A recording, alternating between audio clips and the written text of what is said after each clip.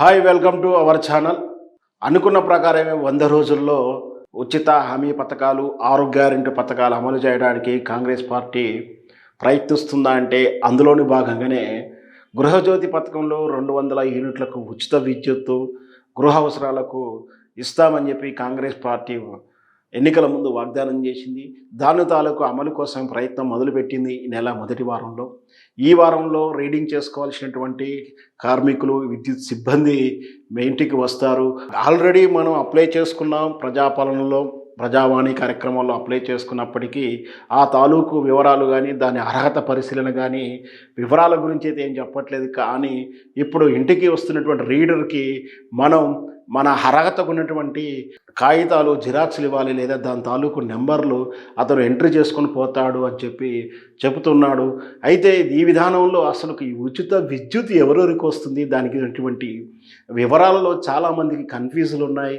ఎవరెవరికి అర్హత ఉంది, ఎవరికి అర్హత లేదు, ఎవరికి వస్తుంది, ఎవరికి లేదు, ఇది క్లియర్గా క్షుణ్ణంగా వివరించే ప్రయత్నం చేస్తున్నాను.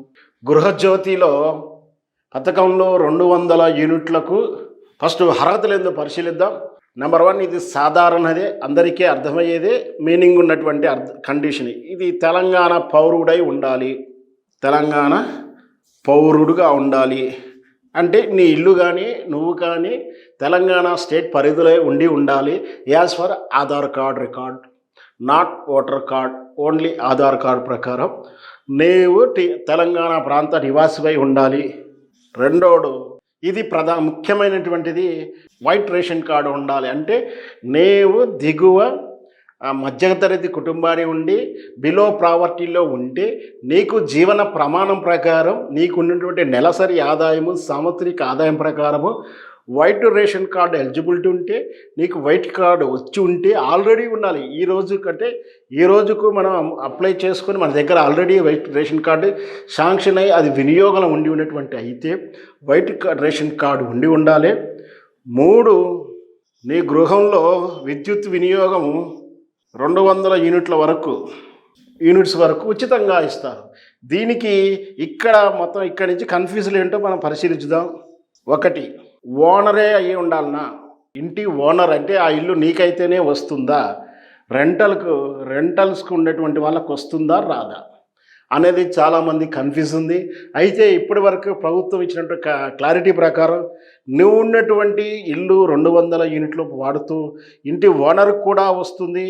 అదే ఇంటిలో ఆ మీటర్ కనుక రెంటల్ వాడుతున్నప్పుడు అద్దెదారుకు కూడా వస్తుంది. 3వది, అది కమర్షియల్ వినియోగదారుడికి రాదు. అంటే మీరు వ్యాపార నిమిత్తము లేదా ఇతరత్రటువంటి చేతి వృత్తులు వాడుతున్న వారికి కూడా రాదు. వాస్తవానికి అయితే బార్బర్ షాపులు లాంటి వారికి, కొన్ని కుల వృత్తుల వారికి ఉచిత విద్య అర్హత ఉంది. అది ఈ ప్రభుత్వం ఇప్పుడు కొనసాగిస్తా లేదా అనుమానంగా ఉంది. అయితే మొత్తం మీద ఈ టాపిక్ అడిషనల్ టాపిక్ అవుతుంది. కమర్షియల్కి ఏదో వాడినా కూడా రాదు. అయితే 200 యూనిట్లు తర్వాత మిగిలిన పరిస్థితి ఏమిటి? ఇవన్నీ కొర్రీలు. కండిషన్ కొర్రీ ఏంటంటే 200 యూనిట్లు లోపే ఉండాలి.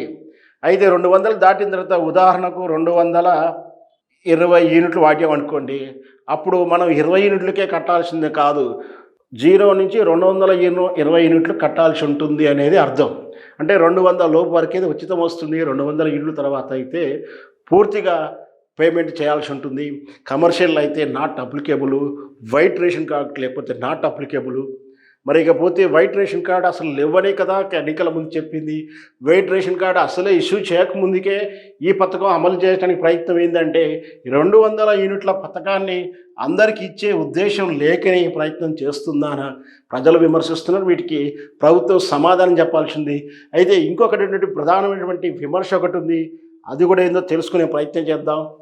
ఈ గృహజ్యోతి 200 యూనిట్ల పథకంలో ఉన్నటువంటి ప్రధాన విమర్శ, ప్రధాన కొర్రీ ఏంటంటే, నెంబర్ 1, వైట్ రేషన్ కార్డ్.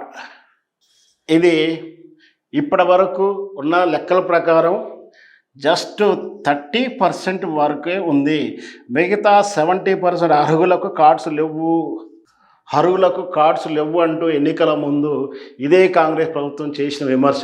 అంటే 70% లేని వాళ్ళ కోసం వేచి ఉండక, వీళ్ళకు కార్డ్స్ ఇచ్చిన తర్వాత ఈ పథకాన్ని పెట్టక ముందే పెట్టడం లేదంటే ఈ పథకం అమలులో సిద్ధశుద్ధి లేదనేది స్పష్టంగా అర్థమవుతుంది.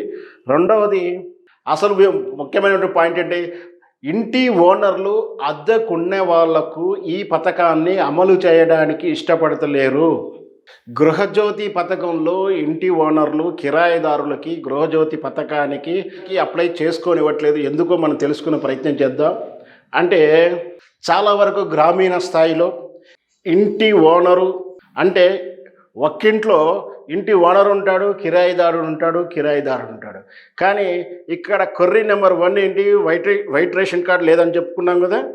రెండో ఇదేంటంటే ఒక ఇంటి నెంబర్కి ఒక ఇంటికి ఒకే గృహజ్యోతి పథకము. ఇంటి ఓనర్ ఉంటే కిరాయిదారుడు ఉంటే కిరాయిదారులు ఒకటికి మించినున్నా ఎంతమంది ఉన్నా ఎన్ని ఇంటి ఓనర్లు ఉన్నా ఈ పథకం ఒక హౌస్ నెంబర్కు ఒకటే గృహజ్యోతి అని తెలియచేస్తుంది. ఎంక్వైరీకి వచ్చే వాళ్ళు ఆ విధంగానే చెప్తున్నారు. ఈ విషయంలో ప్రభుత్వం ఇంకా క్లారిటీ ఇవ్వాల్సి ఉంది. ఇకపోతే మూడవటువంటి ప్రధానం ఏంటంటే అసలు ఇంటి ఓనర్లు కిరాయిదారు అంటే ఇంటి ఓనర్కి బహుశా వైట్ రేషన్ కార్డు లేదనుకుందాం, ఆయనకు అర్హత లేదు. కానీ కిరాయిదానికి అర్హత ఉంది, వైట్ రేషన్ కార్డు ఉంది, ఈయనకు సపరేట్ మీటర్ ఉంది. అయినా కూడా ఈ పథకాన్ని అప్లై చేసుకోవడానికి వీళ్ళు ఇష్టపడతలేరు. ఓనర్లు తిరస్కరిస్తున్నారు, ముందే హెచ్చరిస్తున్నారు. మీరు ఒకవేళ గృహజ్యోతి కింద ఇంటి కిరాయిదారుడు కనుక మీరు అప్లై చేస్తే మీరు ఖాళీ చేయాల్సి ఉంటుంది కూడా స్పష్టంగా చెప్తున్నారు. ఎందుకు అంటే రేవంత్ రెడ్డి గారి ప్రభుత్వం మీద నమ్మకం, కాంగ్రెస్ ప్రభుత్వం మీద నమ్మకం అనేది చెప్తున్నారు. ఎందుకంటే ఈ రేవంత్ రెడ్డి 3 నెలలు ఉంటాడా, కనీసం 1 ఇయర్ అయినా ఉంటాడా? ఈ కాంగ్రెస్ ప్రభుత్వం, ఈ రేవంత్ రెడ్డి ప్రభుత్వం 3 నెలల్లో కూలిపోతుందని ప్రజలు విశ్వసిస్తున్నారు. లేదా 1 ఇయర్ కన్నా ఎక్కువగా ఉండకపోవచ్చు అంటున్నారు. ఈ 3 నెలల తర్వాత 1 ఇయర్ తర్వాత వచ్చే న్యూ గవర్నమెంట్, అది కాంగ్రెసే కావచ్చు, కాంగ్రెస్ చీలికే కావచ్చు, ఏదైనా సరే మళ్ళీ వాళ్ళు ఈ పథకాన్ని చెల్లుబాటు కాదు. ఒకవేళ 1 ఇయర్ అయిన తర్వాత మళ్ళీ 1 ఇయర్ మీ కరెంటు బిల్లు వాపస్ ఇవ్వమంటే మేము ఇంటి కిరాయిదారుడు నుంచి ఎలా వసూలు చేయాలి, వాడు ఖాళీ చేసిపోతే ఎవరు అడగాలి? అంటే ఇక్కడ ఒక ఉదాహరణకు మనకు అర్థమయ్యేలా భాషలో చెప్పుకోవాలంటే మళ్ళీ 1 ఇయర్కో 2 ఇయర్కో ప్రభుత్వం పడిపోయి కొత్త ప్రభుత్వం వచ్చిన తర్వాత మీరు ఆ పాతకి కరెంటు బిల్ అంతా చెల్లించాలని అంటే ఇక్కడ కొన్నాళ్ళు ఉండిపోయే కిరాయిదారుడు ఖాళీ చేసిపోయిన తర్వాత ఎవరిని అడగాల్సి వస్తుంది? ఈ 2 నెలలలో ఒక కిరాయిదారుడు 3-4 మారుతుండవచ్చు. ఎవరు కట్టాలి, ఎవరిని అడగాలి మేము వాటిని? కాబట్టి మాకు అక్కర్లేదు, మీరు ఎంత వాడుకున్నారో అంత కట్టండి, మీ వల్ల మా కరెంటు మీటర్ బ్లాక్ అయిపోతుంది, మా ఇంటి మొత్తానికి కరెంట్ ఆపుతారు. కాబట్టి కిరాయిదారులకు ఈ గృహజ్యోతి పథకాన్ని అమలు చేసుకోకుండా కండిషన్స్ పెడుతున్నారు ఇంటి ఓనర్సు.